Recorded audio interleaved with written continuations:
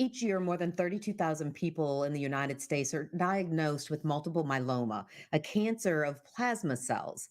Relapsed refractory multiple myeloma is complex because as patients relapse, they can become resistant or refractory to therapies. Joining us today is Dr. Saad Usmani with the Levine Cancer Institute and Robert Pugh, who is living with this difficult to treat disease. Welcome to you both. Dr. Usmani, let's start with you. What is multiple myeloma and what are some of the signs and symptoms? Multiple myeloma is the second most common blood cancer that occurs when cancerous white blood cells called plasma cells start to overgrow, overpopulate, and crowd out other blood cells in the bone marrow. Patients may experience many different kind of signs and symptoms that can include bone pain, persistent weakness that is unexplained, recurrent unexplained infections, or kidney number abnormalities on blood work when they go and see their doctor. Robert, when were you first diagnosed with multiple myeloma?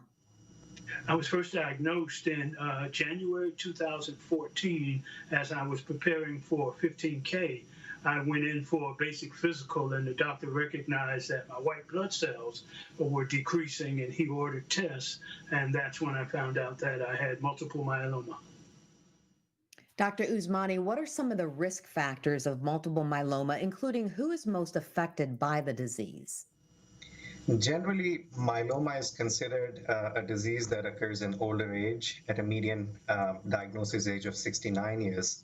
Even though there are no specific causes attributable to developing myeloma, certain populations are at a higher chance of developing it. So African American folks are twice as more common to get myeloma than others, and men are more common to get myeloma than women. Robert, how has your life been affected by living with the disease? Almost every aspect of my life has been impacted. Your focus has to change when you find out. When I say focus, you're talking about everything from nutrition to rest to educating and learning. The biggest aspect is meeting with your medical team, your doctors, your nurses, and constantly being educated and updated as to what your body is doing and how the treatment is impacting you. Dr. Usmani, what is relapsed refractory multiple myeloma? Myeloma is considered an incurable cancer, and even after effective first line treatments, when patients go into remission, they can fall out of remission and become resistant to their existing treatments. And that's what relapse refractory disease is.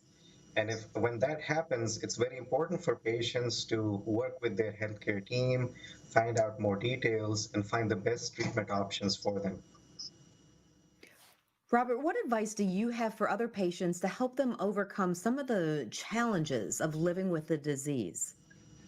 One of the characteristics that I found very necessary was patience, because it is the type of disease that will constantly change, and your body changes. And so that's why I mentioned patience.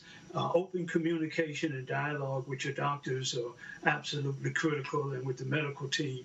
And as much as you can, look at information that maybe your hospital or your doctors recommend, so as not to get into a conflict of information. And so be patient, be vigilant with your care, and understand that you have a big responsibility of taking care of yourself now in a much more detailed manner.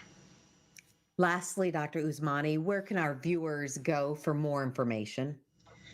If your viewers are looking for more information about myeloma and treatment options, they can go visit mymyelomaoptions.com as the website. Thank you to you both.